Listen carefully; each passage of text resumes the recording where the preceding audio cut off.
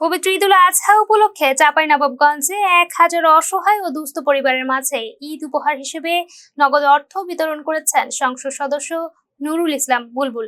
সামাজিক ও মানবিক এই উদ্যোগের অংশ হিসেবে সদর উপজেলার বিভিন্ন এলাকার দরিদ্র, নিম্ন আয়ের ও কর্মহীন পরিবারের হাতে নগদ অর্থ তুলে দেওয়া হয়। বুধবার 27 মে চাঁপাইনবাবগঞ্জ জেলা শিল্পকলা একাডেমি ও ফুলকুড়ি স্কুল মাঠে পৃথক দুটি অনুষ্ঠানের মাধ্যমে এই নগদ অর্থ বিতরণের আয়োজন করা হয়। জীবন অবাক না করলে কে করবে? 28% মিল্ক ফ্যাটের অবাক করার সাথে ফ্রেশ মিল্ক পাউডার। জীবন অবাক করুক প্রতিদিন।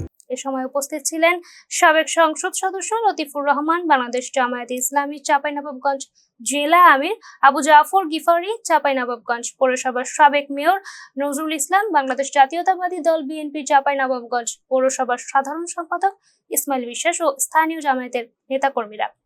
ঈদের আগ মুহূর্তে নগদ অর্থ হাতে পেয়ে উপকারভোগীরা ব্যাপক আনন্দ ও সন্তুষ্টি প্রকাশ করেছেন। তারা জানান এই সহায়তা তাদের পরিবারের জন্য বিশেষ উপকারে এসেছে এবং এটি তাদের ঈদের আনন্দ আরো বাড়িয়ে দিবে।